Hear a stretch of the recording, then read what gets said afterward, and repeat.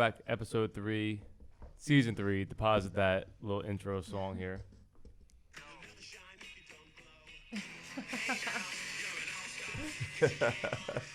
So we were talking earlier, usually we like title it, right? That's like the intro song. Congratulations, All-Star, right? Thank you. Yes. Thank you. Tonight so you're much. going out to Vegas. I am. I leave tonight on the flight to get there. We have practice and stuff tomorrow and some other events, with media and everything, just trying to get acclimated.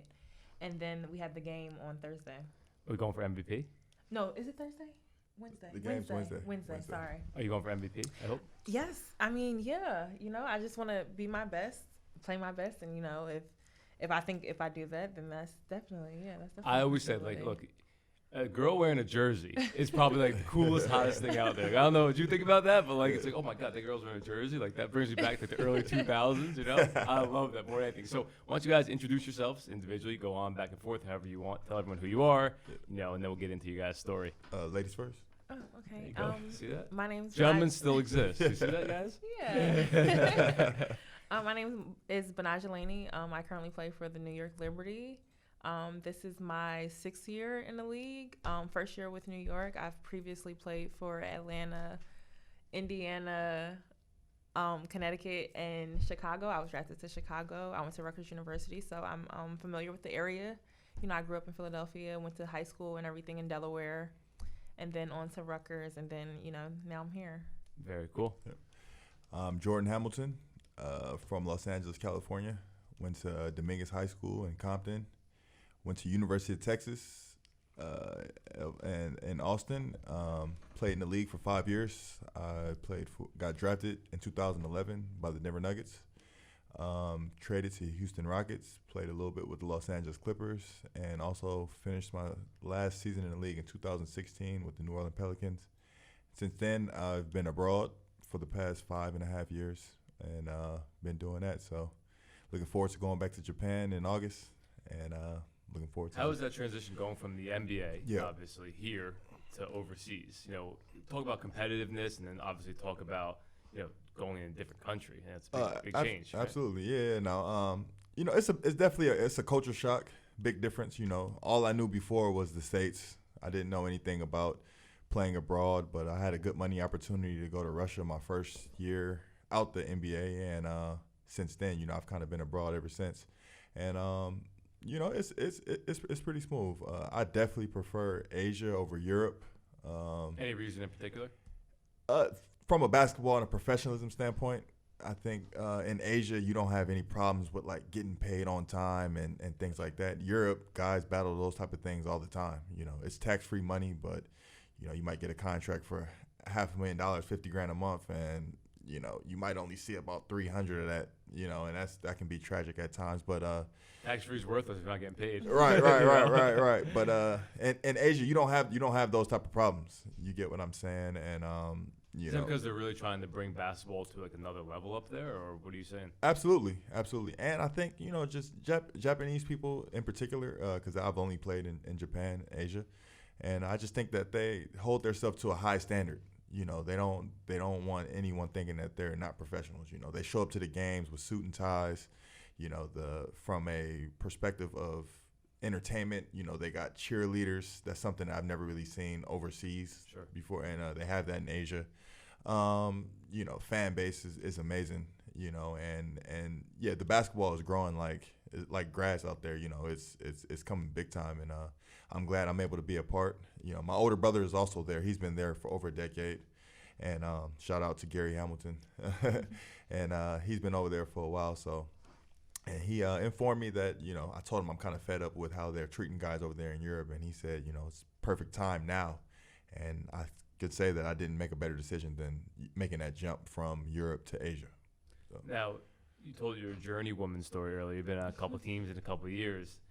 What do you feel was your breakthrough moment? So I did a little bit of history research, right? So I'm from Jersey originally, kind of by Rutgers. Okay. So I saw Rutgers, like, all right. And then I saw within the past 2 years or so, I believe that you got released, you got cut, whatever the case was, whatever the terminology is. And now look where you are. So I want to hear the story. This excites me a little bit. Yeah, I mean, coming in, my role was defense. I didn't have much Can you of guard it. him? I can. Lock him down? She definitely cannot. we go get into that though. That's for a later chapter. Yeah, she can't guard me. But yeah, that was my role. I didn't have much of an offensive role, on the teams that I was on. And, I was drafted to Chicago, played there. I had a pretty good rookie year. And then coming into my second year, I was starting off really well, actually, but I ended up tearing my ACL really early. So that was, something something I had to deal with. And then right before the next season, I had to have another surgery. So I wasn't even able to play that season. So I was out of the league for a year. And then I got healthy. I went back to Rutgers, did my rehab and everything there. Went overseas to, make sure that I was comfortable, that I was, feeling good and able to perform. And then I was picked up by Connecticut. So in Connecticut, it was kind of the same kind of thing, just like, mostly defense and everything. I didn't play as much. And then after that season, I was a free agent. So I ended up going back with the coach that drafted me in Chicago. I went back with her in Indiana because I just, I loved her as a coach. Sure. And so I wanted to, have the opportunity to play for her again. And then, after that season, she was let go. So now, we have a new coach, new coaching, new GM and everything. Just everything is really new. And, having conversations with them, I thought that I would, be a part of the team, be a part of the, movement that push for, the winning culture and everything. And probably about 2 days before I have to leave, I was called and told that I was being let go. What'd you feel like? Give everyone like a look into that moment, It was tough, him? I did. Screaming. I did. At first, I was. Anyone would be, right? Yeah. At that level. Sure. On the phone call, I was really calm and everything. I didn't have too much to say because, what do you say in that moment? It is what it is. You made your decision. But I just hung up the phone and I'm like, man, this really just happened. Just was not expecting it. Shock. Because, through that whole process, even, in the off season and everything, I had, been working really, really hard. And especially during the quarantine, I'm playing outside. We're in Vegas playing outside, just trying 200 degrees out there. Yeah. Right? Something like that. Yes, super hot. Just trying to do any and everything that I could do to just be ready for the season. And to get that phone call, it just it almost felt like it was all for nothing. And just, with it being a pandemic and everything during that time, I just didn't know what my future would really look like, if I would have the opportunity again. If, anybody else would think that, okay, we want her on the team, what value does she bring?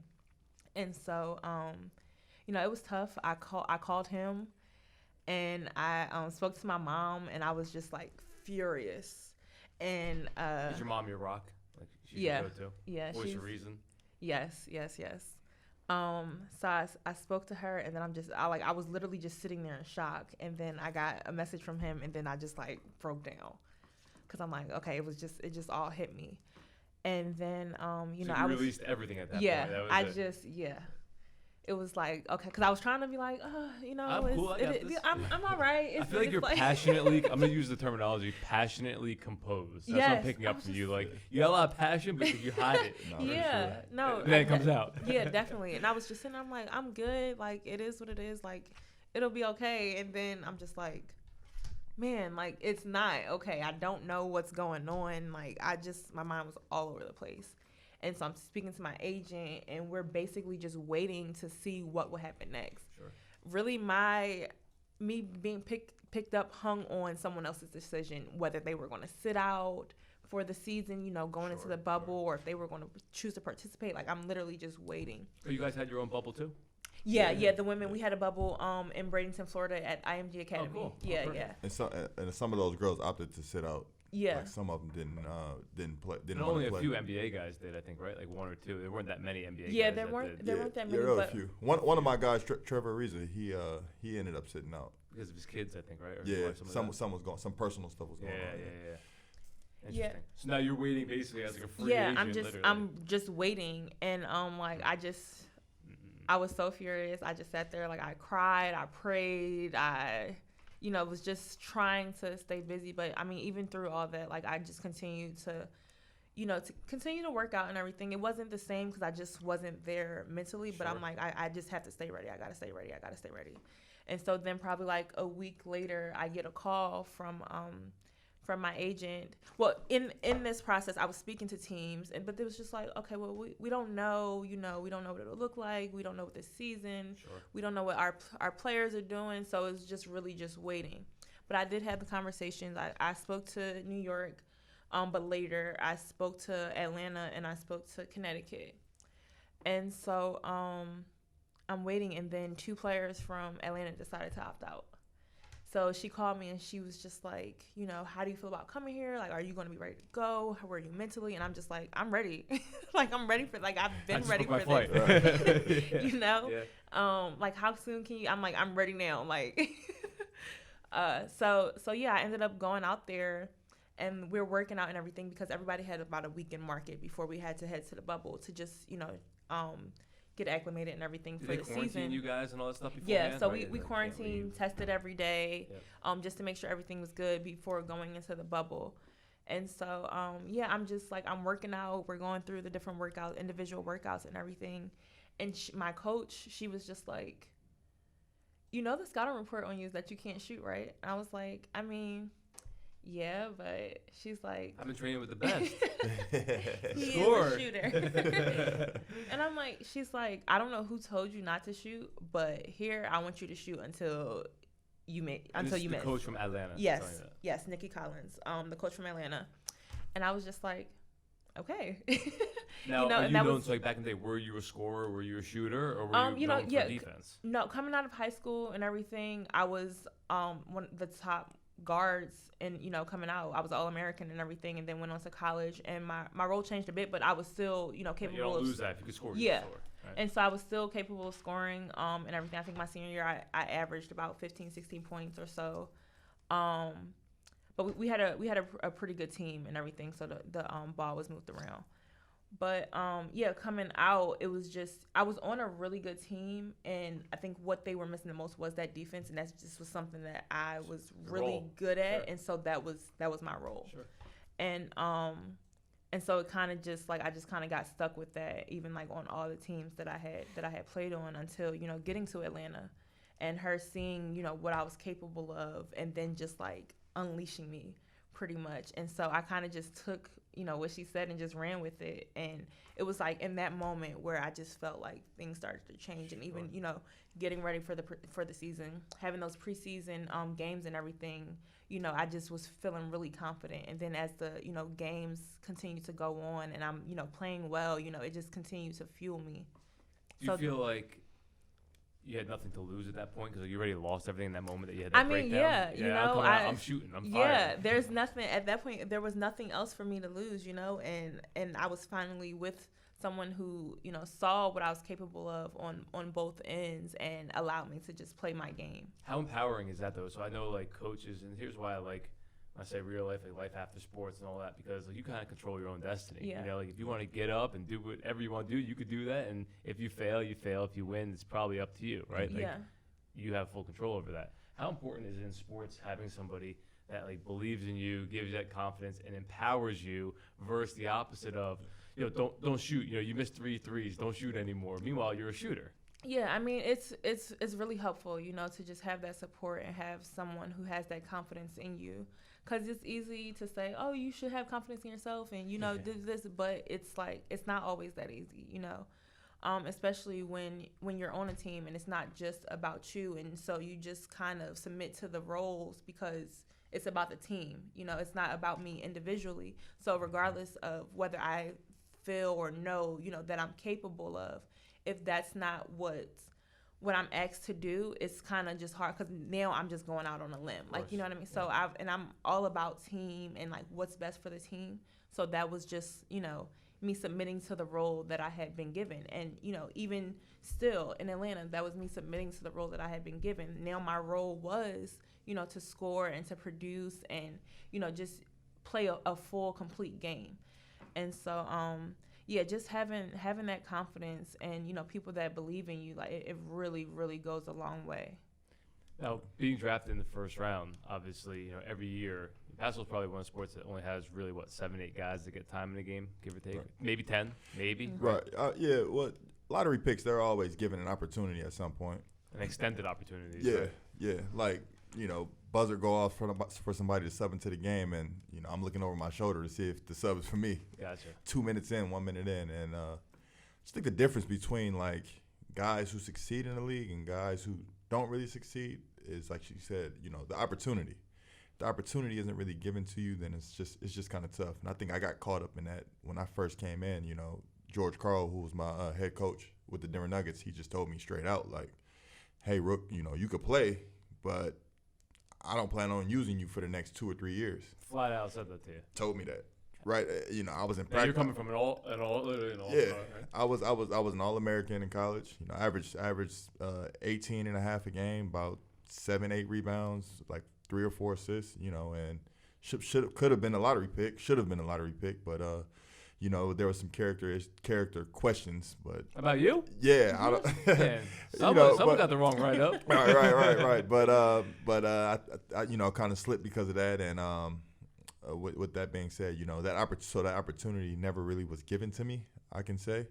And once that next year, I felt like that fourth year where I think Coach Karl was going to let me play, he ended up getting fired. And he was the coach of the year that season as well. And that was going into my third season. So when the new coach came in, Brian Shaw, and new management, because Masai Ujiri took the job with the Toronto Raptors, they bought in the new GM, Tim Connolly, who's actually still there, and Brian Shaw, who was fired about a year Was or Shaw two. a Lakers guy?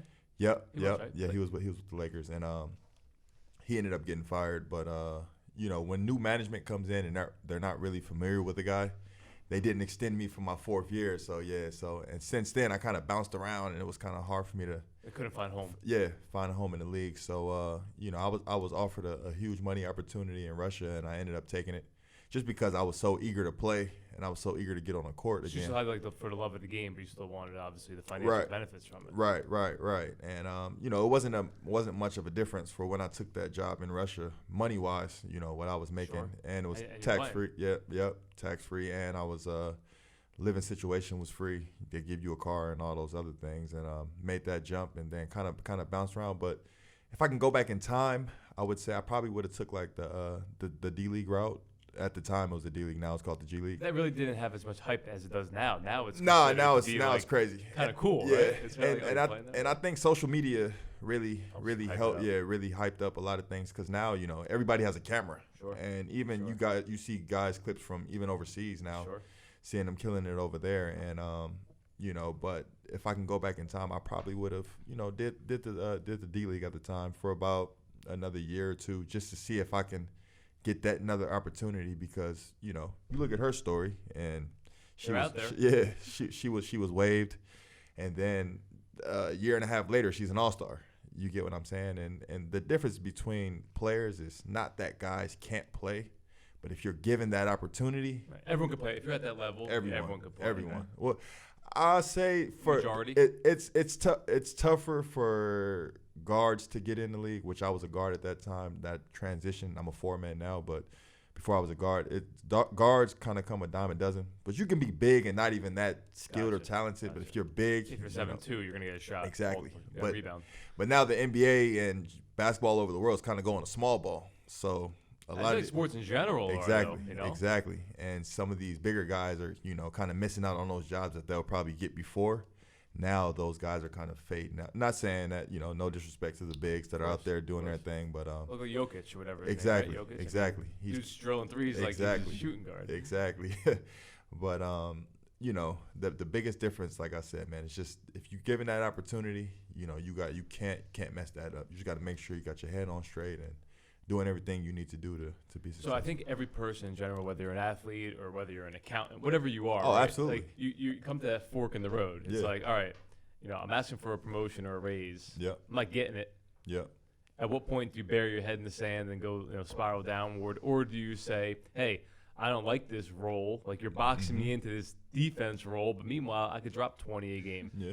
Like, what's your advice to somebody? I want to hear from both of you, both perspectives. What's your advice to somebody that's at that fork in the road, where you go left and you go down the safe route, boxed in, or you go right and see if you can get out of the box?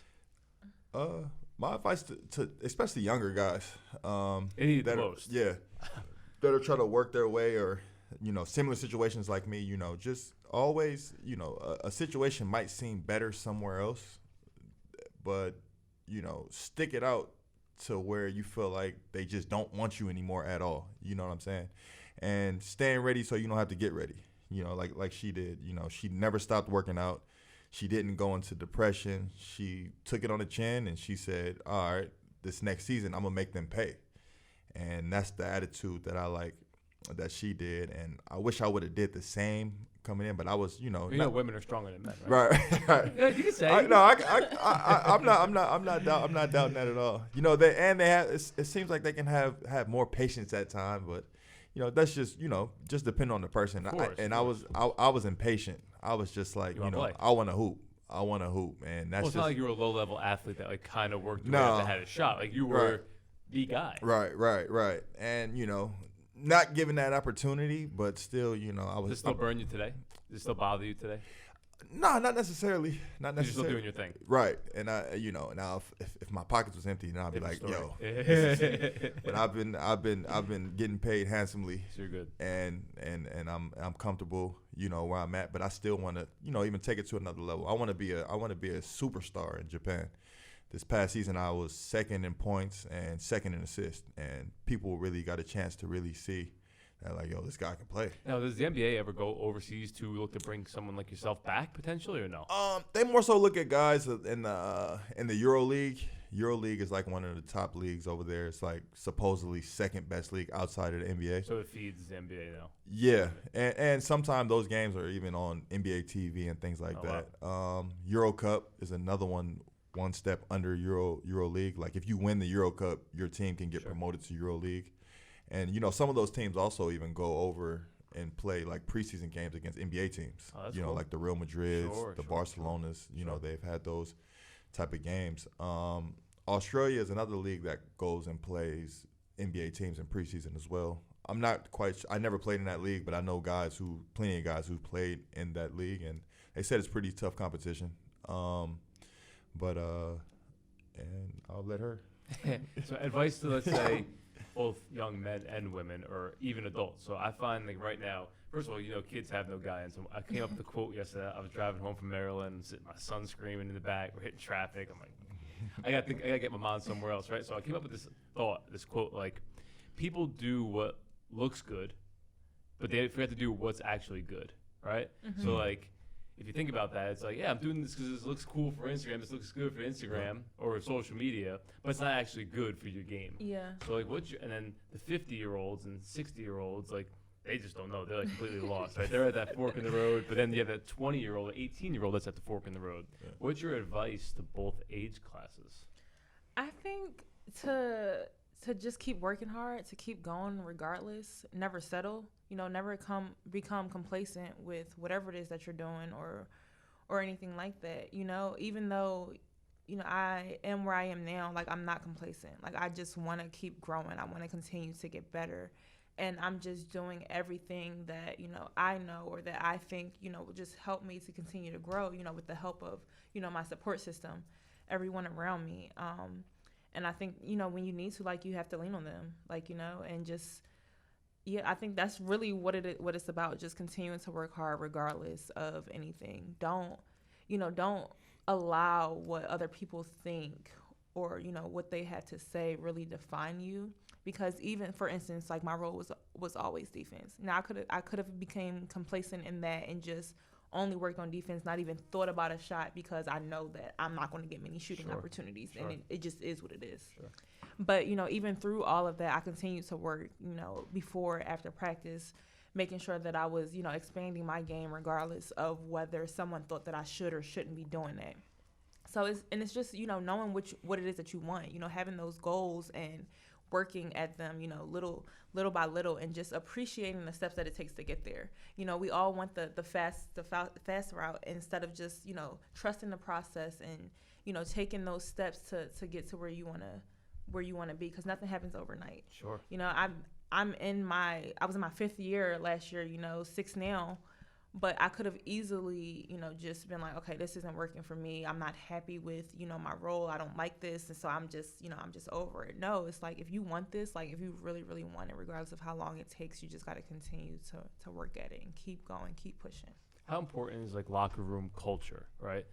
You have that wild card teammate. You got the big name teammate that might be making the most money. You got the teammate that wants to just keep shooting regardless. You have the coach's favorite. You have all these different like elements, dynamics that play into that. Talk about your current, from what I see from afar, right? Just looking at, again, like Instagram stuff, right? Yeah. It seems like you guys have a pretty tight knit, pretty great culture. Talk about that a little bit. Yeah, no, culture is very, very important. I've been on a variety of different kind of teams where, the culture varies. But, one thing that I can say about this team that I'm on right now, like, we have a pretty strong culture. And, we're still learning. We're still figuring each other out. Like, we're all new. But one thing we do have, we know we have each other. And I think that's really important, because when you have, all these different types of people and everything, who want this, everyone wants to be successful. Everybody wants to be the man. Everybody, just wants things. But it's just about really coming together and figuring out, what's the greater good for the team, having like goals, knowing that we all want to win, knowing where we all want to go, and just knowing that we all have to get there together. No one can do it by themselves, regardless of how good you are. You always need everyone that's around you. And so it's just important to, keep everybody together, just continue to grow and build that chemistry both on and off the court, and trusting each other through the process. And one thing that I can say about this team is I think it's the best one so far in terms of culture and everything, that out of all of the teams that I've been on, we just don't have a lot of the issues that I've seen. Drama? Yeah. We don't have a lot of the drama and everything that, that happens. Like, runs rampant everywhere. Yeah, everywhere. Regardless. Offices, Yeah. Yes. High schools. Yes. It's life. Nursing homes, you name it. Yeah. And so culture is definitely. Is there one big person thing. or one catalyst behind that? Who is, obviously everyone's has a hand in that. Who's responsible for it? Is it the coach? Is it the GM? Is it I think a it's player? a collective group, it's everybody's responsibility, and yes, some people's responsibility in terms of, bringing that together is more, I think it's the coaches, it starts at the top. The coaches, the team captains, the leaders on the team, just making sure to bring everybody in. But then also, you have to have accountability, making sure, like, am I, doing what's best for this team right now? And so I think that it's just it's a collective effort to build a culture. But it does, fall more to just make sure that people are staying in line and everything, in terms of from the coaches to the captains, who are leading the group. But yeah, it's a collective effort. How important is it to remove the culture vulture, they call them, somebody that tries stealing your culture? How important is it to get rid of them quickly, or do you try and like give them time? I think if initially you want to try and give them time. I think because depends how talented or non-talented that player. So you would weigh talent into that, for example. Absolutely. Even though they might be a distraction off the court or off the field, whatever. Yeah, sports in general, life in general, everything's a business. You get what I'm saying? Exactly. Johnny Manziel. Exactly.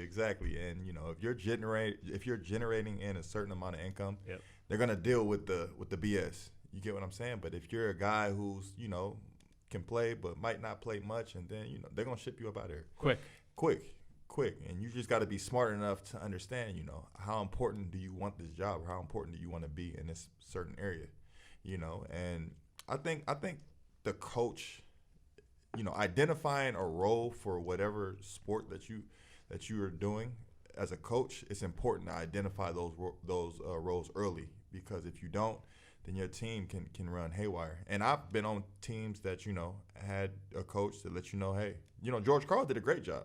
That season, I think we had the best Denver Nuggets home record ever. Really? That was Andre Miller there at the time? Andre Miller. That was right? The year Iguodala was there. That was my second year in the league. That was 2012-13 season. 2012-13 season. You can look that up. Coach George Karl was actually coach of the year that year and got fired. Yeah. Why? You lost in the playoffs, or? Yep, lost first round, and that's where he struggled. He 9 seasons he was there. I think he only made it out of the first round once. Tough. That was with Melo, Chauncey Billups and those guys. Oh, Melo was still there. Melo was there, yeah. They lost to the Lakers. That was the year the Lakers won the championship, and I think if they would have beat the Lakers, then they probably would have won the championship that year. But every year after that, he made the play. George Karl did a great job of putting his teams in the playoffs, but they was always known for losing in the first round. It's kind of Andy Reid in Philadelphia. Yeah. I mean, you're an Eagles girl, I believe, or not really? Or you're a Giants? Nah, Giants. She rocking she's rocking the LT jersey. Yeah, I hear you. I appreciate that more than you know. She's in New York, so she's representing. She's representing for New York. But yeah.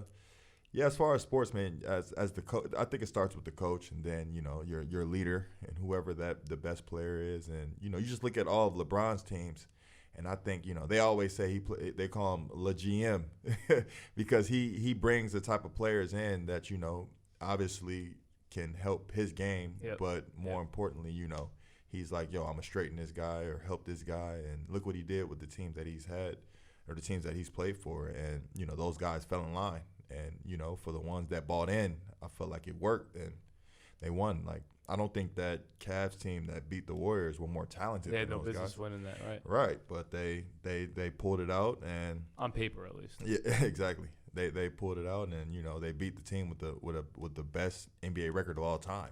That speaks volumes. And just let you know that, if you get a bunch of guys who can just say, we're going to sit down, we're going to buy in, then it can work. So do you find, in like the corporate world, a lot of employees are overthrowing bosses or like running the bosses, which obviously is reverse of how it should be. A lot of players are running teams. Like the head coach is kind of just there as a figure. Mm-hmm. Do you find that to be true?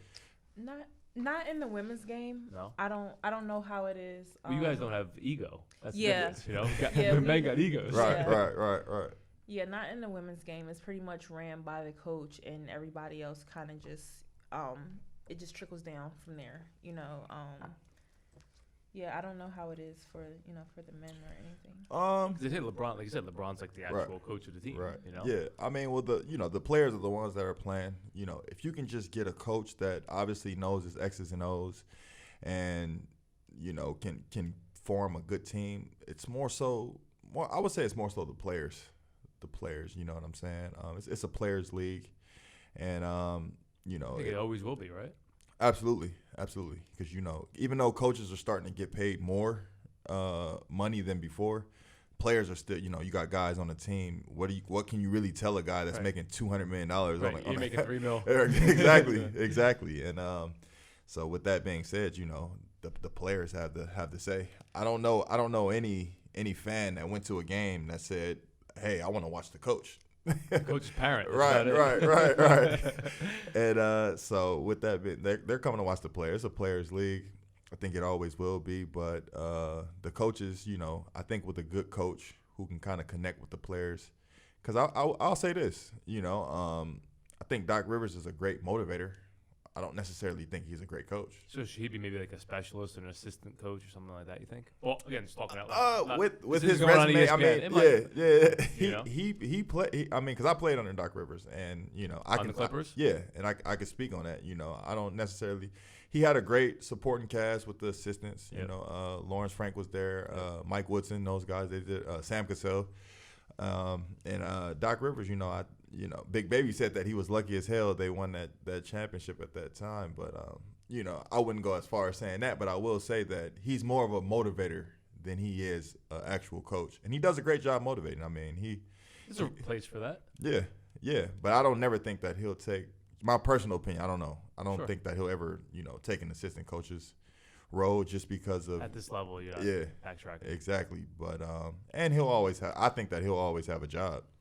Though somebody's gonna give him a head coach. Do you find like a player like yourself, for example, would rather a coach that has played? I'm just using Jason Kidd as an example, right?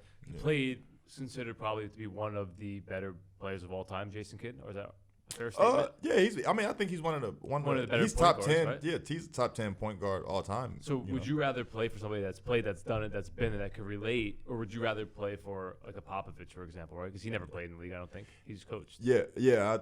From my understanding, he might have been a player. I'm not 100% sure. I can't. You didn't coach it for it. I think as long as we've been alive. But I've known.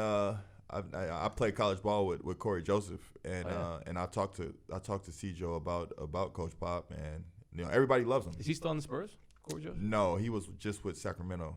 I believe. He was on Toronto for a minute. Yep, right? Toronto. Then I think he went to Indiana, and then he went to now he's with SAC, and I believe he might be a free agent now. I haven't talked to him in a while, but he might be with I think he's still with Sacramento.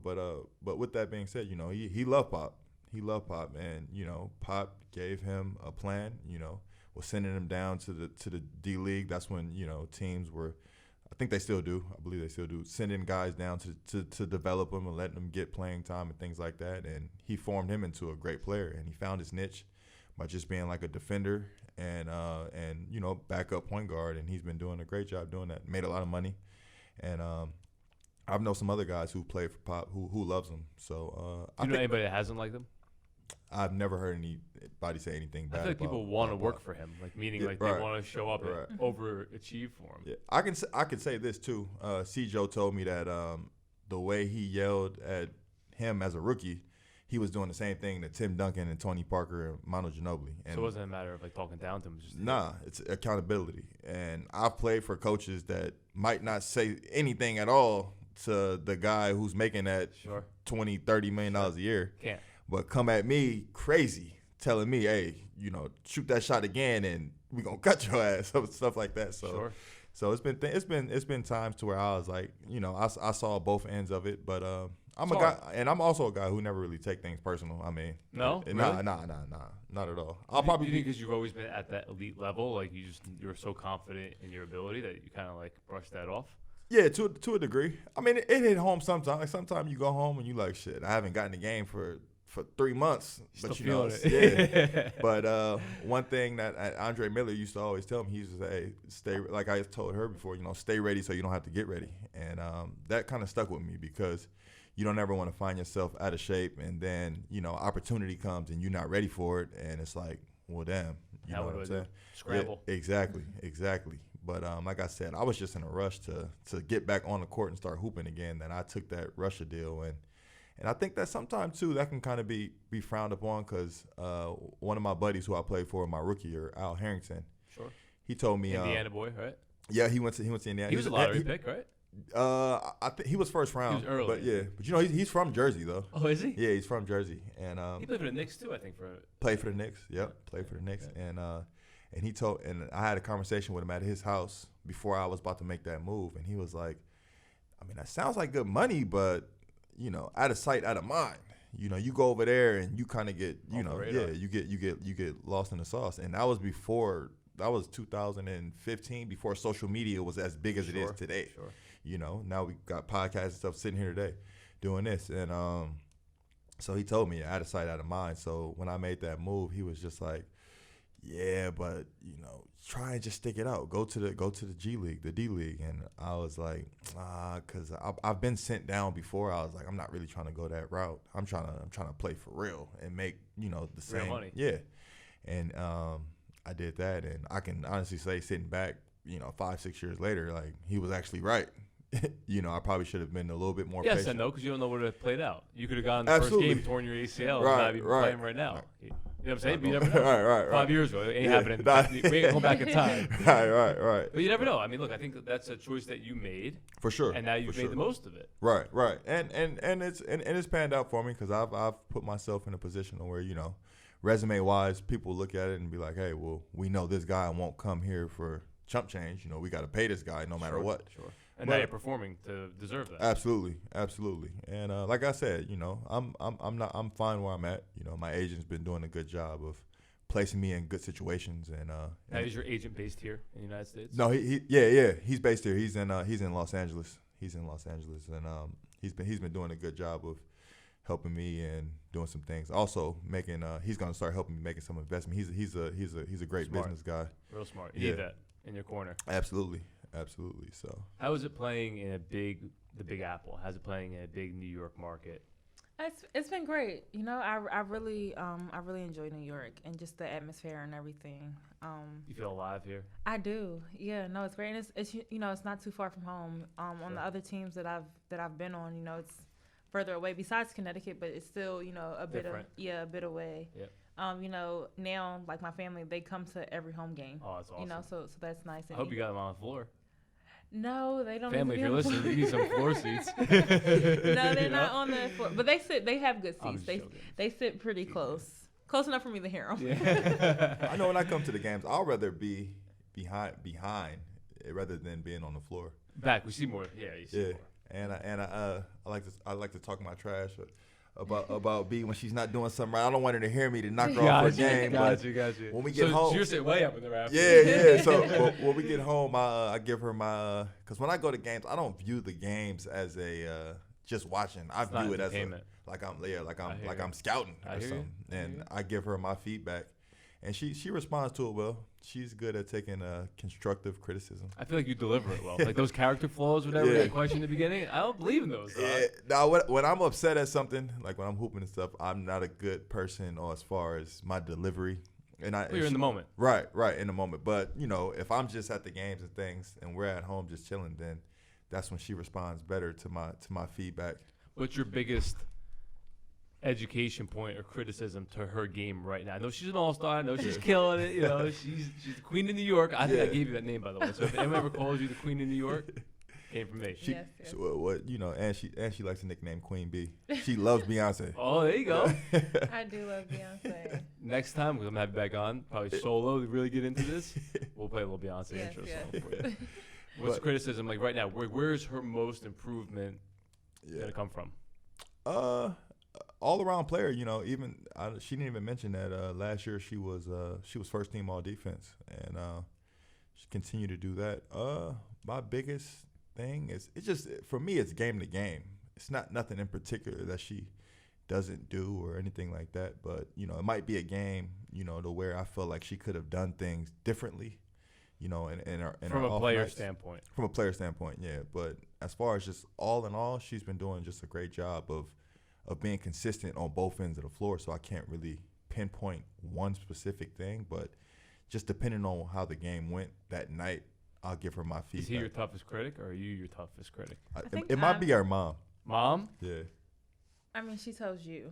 So she filters it. I think I'm my toughest critic. I think there's nothing that anybody can say that's like I haven't either thought or like thought worse of. Like sometimes I'm sitting there and I'm just like, man, or I'm just like on myself, and then it takes somebody else to be like, well, look, it actually wasn't that bad. It was, look at this. This is actually what happened, and it's just because I'm so competitive, and I'm a bit of a perfectionist. So if it's not perfect, it's not good enough. So you guys compete amongst each other? Like, do you guys play horse and all that stuff, or are you guys past that? We played during quarantine. Yeah. Bowling? I don't know. I'll tell you this right now. During quarantine, we was it gets pretty heated. We was working out, and I had a couple of my boys. One of my boys went to college for ball, and my other two boys, they played AAU ball with me growing up, and I gotta say she was busting them up, but she couldn't use those moves on me. She tried to give me some of those moves, and block her shot off the backboard. We don't play with guys, first of all, right? I mean, are people that tall in WNBA or not really? I mean, there are quite a few. There are about 4 or so that are about his height. Yeah. But and I'm 6'7". Right, that's what I'm saying. That's pretty. So you got some good practice over here. Yeah, I definitely get good practice. But we're very competitive when it comes to things. We play games. We play Uno, different kind of card games. It's not just basketball. Yeah, it's not just basketball. I think it has to be, right? Like, I feel like you guys are both making each other better. I think that's where people get lost in relationships in general, right? Like in business relationships, personal relationships, whatever. Like if we're boys, I'm supposed to be helping you get better, and vice versa. Yeah. Like if I keep pushing you to get better, but it's not being reciprocated, it's like, at what point does that relationship fall off, So I think that's super important and crucial. Yeah, I mean, we do a really good job of that. Both of us. Like, just even right now, like he said, he's always giving me feedback, just to help me improve and just become the player that I want to be. He continues to push me, making sure I'm my best. And, I try to do the same thing for him when he's in season. So, I mean, we definitely have that where we just want to see each other succeed and, both individually and together. So I think that, that's a really important dynamic of our relationship. Has it always been that way? Yeah. For the most part, yeah. And it's never taking things personally. you know, if somebody say something, you know, and they mean well, you just got to know, like, you might be bummed in a moment, Right. but if you really dawn on it and look back, like, you know. Could be a reality check. Exactly. And I'm all for that. You know, I'm good at taking criticism. As before, you know, when I was younger, I used to always think I had it all figured out. Right. But now, I was like, I'm 30 now, and, you know, I'm looking back at a lot of things that I probably could have done differently. You know, I just try to pass along that advice. I got 2 younger brothers as well who are pros, Isaac and Daniel Hamilton. Still in the league? Daniel played in the league for a season with the Atlanta Hawks 2 seasons ago, and now he's playing ball abroad. And Isaac Hamilton went to UCLA. He's just been playing abroad. Did a couple seasons in the G League. So, you know, I try to give them as much advice as I can. Sure. You know, for some of the mistakes and some of the things that I did do right. You know, as far as their careers go, and hopefully they can follow along and you know, milk the cow and get as much money as they can, so we can all form something nice. You build a little empire for yourselves. Absolutely, and that's my next step in life. You know, is to start making some. You think that's the evolution? Yes, making investments and doing things like, you know, for instance, not to put her business out, but after she's done playing, she wants to start up daycares. Really? Yeah. And you love kids? I do love kids. I have a nice, almost 3-year-old that you can have. You gotta get practice on. Listen, I won't charge you. You know, you do all that. And that's something that I also want to help her invest in. I think that's so critical and crucial. So again, I have an almost 3-year-old. He loves him. I said, I'm going to see Jordan. He's like, the basketball player? You know? I'm like, yep, that one, right? And he loves Greek Freak, by the way.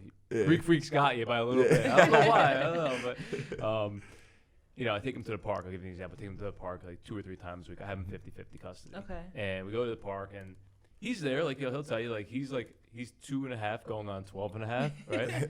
And he's there, and you see all, like, the little kids that are 2, 4, 5, 6, 7, however years old. And they're on leashes. They're wearing masks. They're wearing, like, long sleeve shirts and pants. It's 100 degrees out. Yeah. Like, you know, I'm sitting here, like, probably with my shirt off. Like, I'm dying over here sweating. And the people, the chaperones, the daycare advisors, like, they don't care. And again, not that it matters, but like some barely speak English, right? Mm-hmm. That's fine. Like, I'm all for like learning languages, but like, you're not watching the kids, you're not communicating with them in their language. Like, you don't have patience with them. You're yelling at them. You have them on leashes. You have them like, what's going on here? You know. Yeah. So I think that's so rewarding. I got like chills when you said that, because if we bring legitimate good people into that world. D-League, okay, that's the real D-League. You're developing the youth to like become better people with the right role models and the right examples. And it's funny that you say that, because that's actually, you know, one of the major reasons that I want to is just to provide, you know, a better, you know, place for children. Because I've seen like a safe haven, like a home away from home. Yep. Because I've seen, you know, like just different videos of people who are supposed to be caring for a child, and it's just some of them are disgusting. It's disgusting. There's like, no it's care just, involved. No, it's just unbelievable. Brutal. And so, and that's why I want to do it. Like when I finish, I don't want to do it now because I want to be really hands-on with my business and just making sure that everything is up to par and being handled the way that, you know, I would want it handled. You know, people, like you said, they don't watch the kids, they don't care.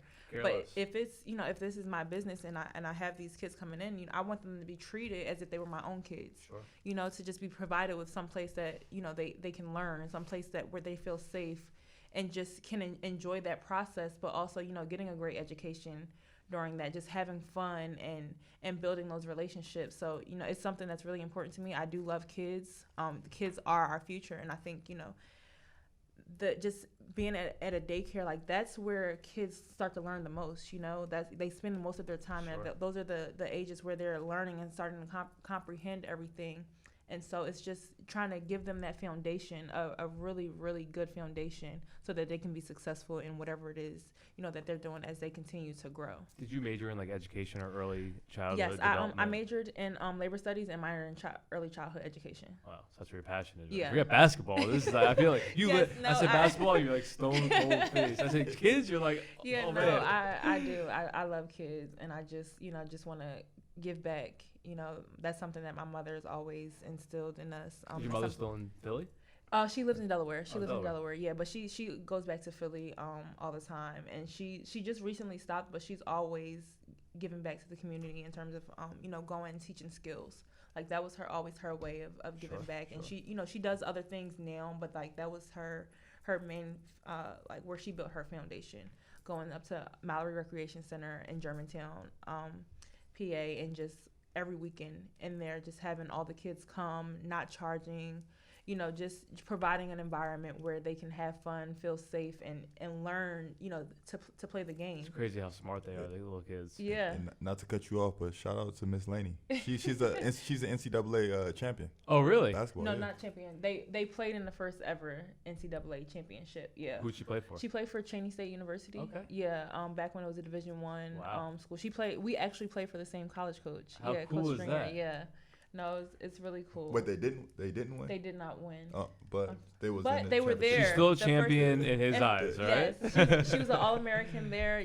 She's a champion in her own right. Wow. Good for her. Yeah, and so just growing up and seeing what She was your did. role model. Yeah, exactly. And they didn't have the WNBA or anything when she came out. It was strictly overseas, and so it just makes me proud to be able to do all the things that she couldn't. Sure. And just It's a legacy. yeah, having that support from her, and just just really showing me what it looks like. And so everything that I do is it comes from her. Even just the daycare centers, it's in a different form, but it's just my way of giving back to the community, and just wanting to make a place better. It was funny. I was like, what year did the WNBA really take off? In the 90s, I remember. Like, Yeah, late. 25 years ago. This is the actual 25th season. Yes. So that was like 96, let's call Yeah. it, give or take. Mhm. So I remember I was in the mall. I went to like Foot Locker. I forget what I was going to buy, but it was like literally 95, 96. I was like 9 years old, right? So I walk in, like they have this like little roped off area. So like I was a little like annoying ass kid. Like, what's that? Like, why is there ropes here? Like, who's coming here? And I forget who it was. Was it Weatherspoon? Was she like the first? Yeah, Teresa Weatherspoon. It was, right? Mhm. So I didn't know WNBA. Like, there was no like TV WNBA. So I walk in, and I remember she was sitting there, and like she had like, all like WNBA balls with like she was signing autographs. So she's like, "Come over here." Yeah, I'm like this little 9-year-old kid. I was probably a little fat at the time. So she's like, "I want to sign this for you." And I actually signed the ball, and she's like, "You're the only dude in here." And I'm like, "Oh, this is cool." But like, I always like from when I was like growing up, like 9, 10, 11, like always like had like an admiration for her because she like called me over, you know. Yeah. Like, I'm like, oh, I didn't care that she was a woman, or I didn't know what the WNBA was, but like, this girl gave me an autograph. Like that's like I felt special, you know. Yeah. So like, it's so important making that statement in a child's life. Forget male, female, like that's still cool, you know. Like I don't know. I have this big problem where like athletes don't always sign autographs for kids, right? Mhm. And I'm like, I remember, and I didn't play. I played college football, but like I didn't play. I played Yeah. special teams.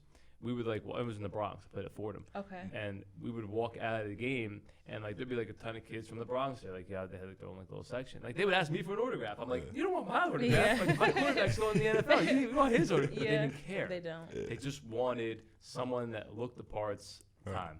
Right. You know. Right. And like you never know what impact that could go from. Like this kid has a terrible household, like abusive Oh, yeah, household, absolutely. like neglected. That little ball that you signed could be like his shining moment that Yeah. takes him on to the next level. Inspiration. Yeah, It's that's like inspiration. I want to get out of here and I want to do this, and I see that I can do that because of this person. I met Yeah. this football player, you know. I'm like, you don't want my autograph, you know. You know, but I think that's like so cool how you can make an impact in such a little way, but it goes such a long way. Yeah. Absolutely.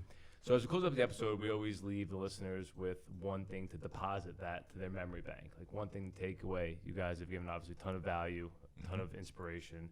We're gonna go back and forth. You guys pick who chooses first this time. What's one thing you want people, listeners, to take away from this episode to not only remember you for, but to help improve their overall life? I Oh, think- we gotta get to ladies first. Ladies first. Ladies first. No, I think you can take this away from both of us. Just continuing to, like I said, work hard and just go after whatever it is that you want, regardless of the position that you find yourself in. I know some days it can be hard and you might feel like it's for nothing, but when you really want something and you pray about it and you do everything that you can do to make that happen, regardless of the timing, it will happen, and it can be bigger than you ever imagined. Like, just because of the role that I had, I would have never imagined that I would have been an all-star. I would have never imagined that I would have finally got that break. Is that still like a surreal feeling? It is, and I'm really excited about it. I'm really happy and just, proud of You myself. better keep that All-Star jersey, sign it, hanging on your wall. I'm telling you Yeah. that much. Yeah, no, for sure, definitely. But yeah, just to, whatever it is that you want, just go after it, regardless of what anyone has to say about it. And keep shooting. Keep shooting. Keep shooting. Absolutely. Never stop doing that. What do you got, Score? just seizing every opportunity, and most importantly, just being patient, and being at peace. Those are some of the main things, because sometimes we can like I said earlier in the episode, we can always sometimes be in a rush, and it's no rush. Just let it happen. Stay in the gym or workplace or whatever it is that you do. Making sure that you're trying to perfect your craft at the best that you can, and also controlling what you can control. Some things might be out of your control. Whether if it's a living situation, where you at your job. Some things that somebody might not like you. You get what I'm saying? You can't control that, but you can control being on time. You can control being a professional no matter what. You can control those things, and you can control effort. The type of effort that you give on a daily basis, and those are some of the things that I always try and live by today, which has helped me, as I've gotten older, as I matured. Prior to me being a live wire in my younger days, I'm much more mentally ready for a lot of things that's been happening for me now, and deposit that. I appreciate that, guys. So if anybody wants to challenge either one of them, I'll put $1,000 on them over you. I don't care who's watching this. 202. Make sure you go pick up their jerseys. You got jerseys for sale over there? Or how does that work? Yeah, well, in Japan, you can buy it over there. But one thing I can do, I can put like a link in my bio. And Perfect. Maybe they can buy it, and I'll do that. We got a lot of loyal listeners, Okay. like they love fans. And, Okay, again, like they'll support you any way possible. So what I'll do is I'll put some stuff up later on when I'm headed over August 2nd. So once I do that, I'll have that ready for you. And if they want to watch their games, are your games televised like YouTube or stuff like that, or? She can tell you better on how it works. Yeah. Right, follow her. She'll post the link. Yeah, there is a link, but you have to have a VPN. A VPN to Okay. watch it. Those smart people will figure that out. Yeah. I don't even know what VPN is, but yeah, you gotta get that VPN. Yeah, VPN. Just go to the site, and then you're able to watch. When I took my son to the Nets game, I texted him. I said, "I want to get your jersey, like for him. Yeah. Start him young, be number one fan." They They just don't even sell your jerseys. they there. actually I just dig they deep just with started. that. They do, just and started. then they sold out. And They sold out It's fast. a good problem, man. Yeah. Yeah, it's a good problem. Good Yeah. problem.